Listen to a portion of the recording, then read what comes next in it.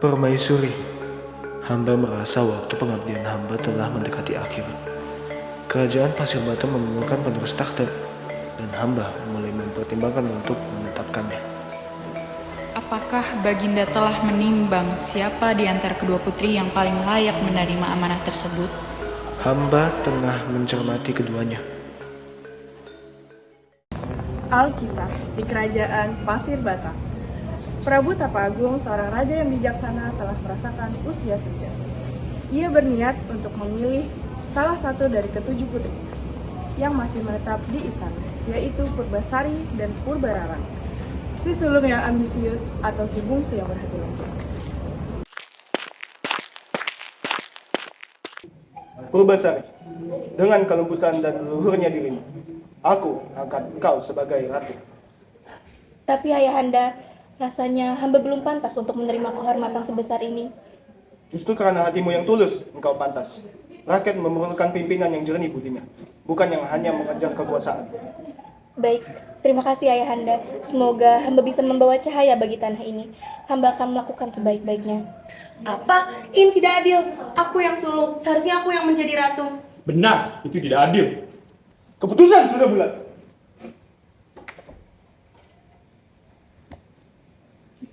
Sakit hati Purbararang membuatnya tega menempuh jalan gelap. Bersama tunangannya, ia menemui seorang dukun sakti, yaitu Nyi Ronding, untuk menjatuhkan adiknya. Hatinya tak rela menerima bahwa adiknya telah menjadi pewaris tahta.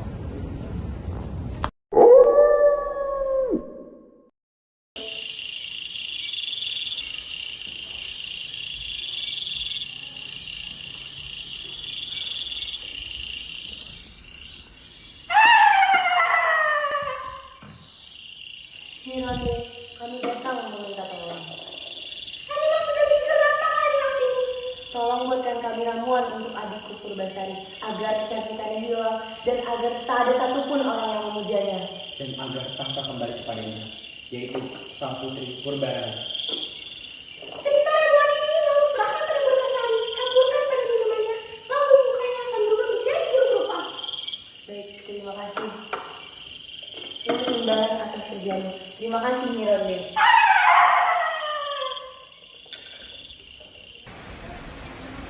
Dayang, ada apa Tuan Putri? Tolong berikan ini untuk adikku Purbasari. Untuk apa? Ini adalah minuman ajaib yang akan membuat Purbasari menjadi semakin menawan. Saya tidak akan kasih itu. Selamat siang Tuan Putri. Selamat siang, ada apa? Ini ada minuman dari Tuan Putri. Untuk apa? Makasih ya.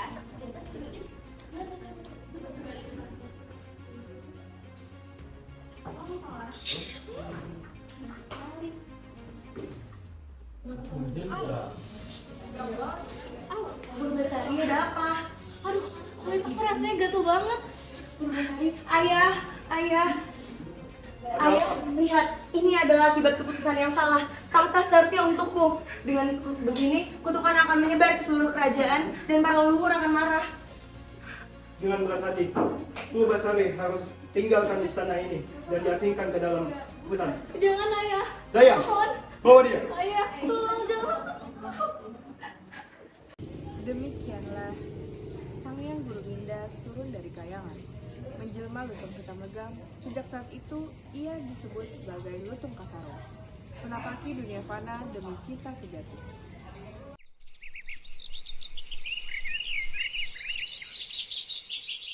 Putraku Guruminda, sudah saatnya engkau bersanding. Banyak bidadari yang layak mendampingi di singgasanamu.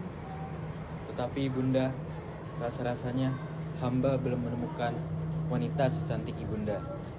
Jikalau begitu, turunlah ke bumi dalam wujud lutung menjalani hukuman hingga engkau benar-benar menemukan cinta sejati. Bila itu titah Bunda, hamba pasrah. Biarkan para sina lekat pada diri, kelak cinta sejati hamba temui. Sejak diasingkan, Purbasari menjalani harinya dalam sepi, hanya ditemani oleh hewan-hewan hutan yang setia menemaninya. Namun ada seekor lutung hitam yang selalu hadir, seorang diri yang menemani Purbasari. Karena iba dan sekaligus terhibur, Purbasari menamainya dengan lutung Kasarung, lutung yang tersesat.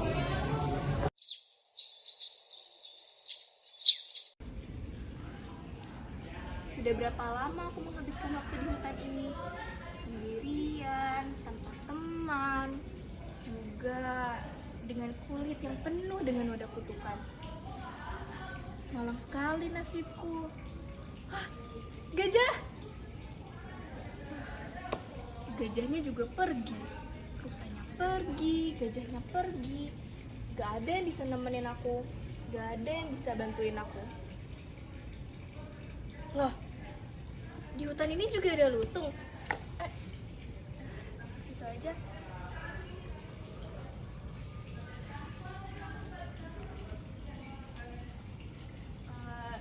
Jangan ikutin aku. Udah ya, kamu kesana aja.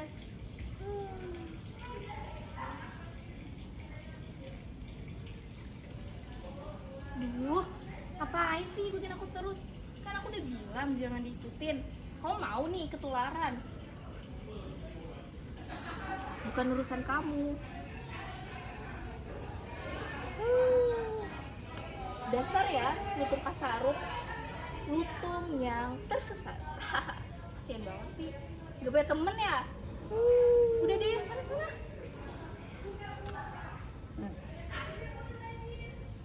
Aku itu kena kutukan. Seluruh tubuhku ada noda hitamnya. Udah kan? Udah tahu? Ya udah sana pergi. Tuh.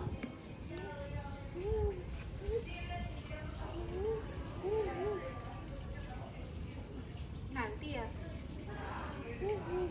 Gak tahu deh. Dalam diam, hatinya bergetar melihat pesona yang selama ini tersembunyi di balik penderitaan. Dari situlah cinta mereka mulai tumbuh. Wahai Ibunda Sunan Ambu, tolong sembuhkanlah Purbasari yang berhati suci, tetapi terkena sihir nista. Doamu tulus, Guru Minda. Akan kuturunkan telaga suci Jamban Salaka, menghapus segala sihir nista. Bagaimana caranya, Ibunda? Bawa Purbasari ke sana, lalu basuhkan kulit Purbasari dengan air telaga tersebut. Baik, terima kasih, Ibunda. Cinta yang lahir dari kesetiaan, dari luka yang sama-sama ditanggung, dan dari kesunyian yang mereka isi bersama.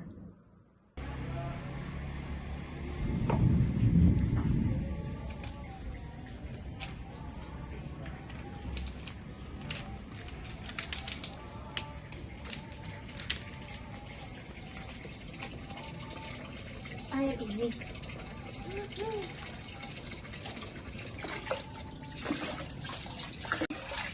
Wah, semua dari tubuhku hilang.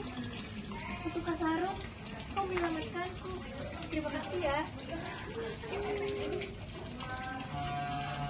Purbararang mengira segalanya telah berakhir. Ia percaya bahwa adiknya Purbasari hanyalah bayangan masa lalu yang terkubur di hutan. Namun, takdir datang dengan kejutan. Sebuah kabar bagai angin kencang yang mengguncang Singgasana. Prabu Cakra Agung, Tuan Putri Purbasari sudah kembali dan kebutuhan sudah hilang. Bawa dia masuk. Ayah, aku kembali. Lutung Kasarung telah menyelamatkanku. Semua lukaku telah hilang. Ya sudah, kalau begitu untuk menentukan siapa yang pantas menjadi ratu selanjutnya, kita adakan kompetisi malam ini. Baik, siapa takut? Baik, untuk menentukan siapa yang pantas menjadi ratu selanjutnya, kami akan mengadakan kompetisi yang akan disaksikan oleh saya selaku Raja Prabu Tapak Agung.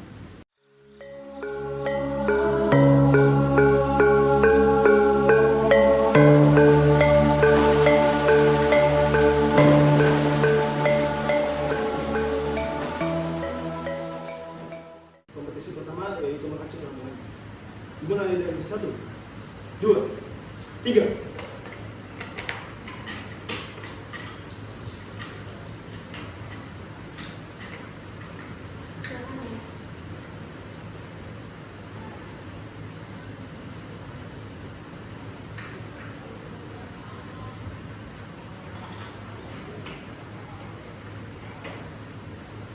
Baik, untuk pemenang kompetisi yang pertama dimenangi oleh Purbasari. Ya sudah, kalau begitu kita adu tampanan pasangan saja. Baiklah, aku punya kekasihku, Lutung Kasar. Aku punya tunanganku Raden Indrajaya yang sangat tampan, yang tidak akan kalah oleh kekasihmu, apalagi kekasihmu hanya seekor lutung.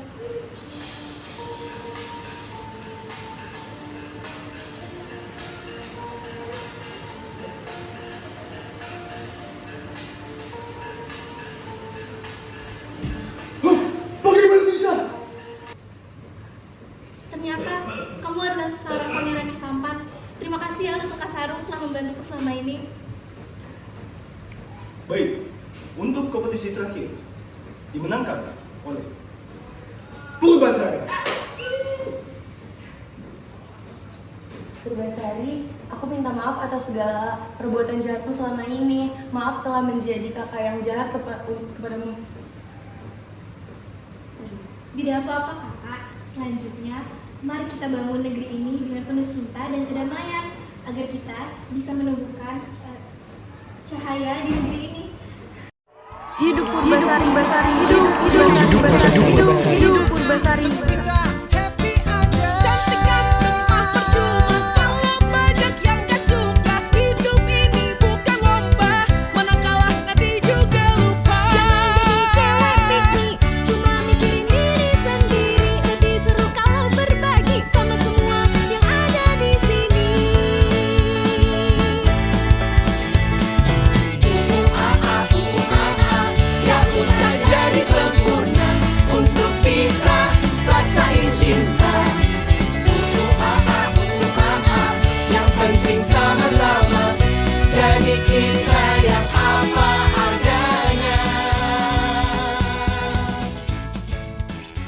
Demikianlah kisah Sang Lutung Kasarung berakhir.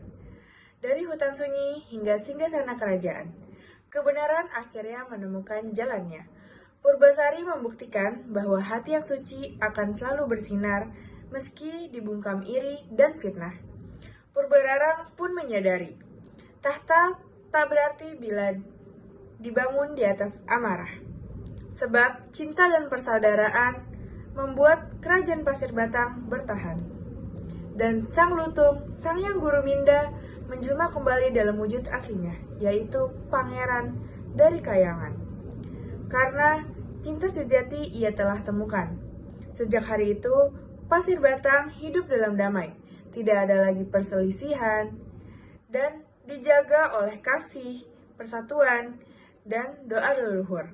Dengki runtuh, kasih tumbuh, inilah cahaya yang akan diwariskan oleh Pasir Batang.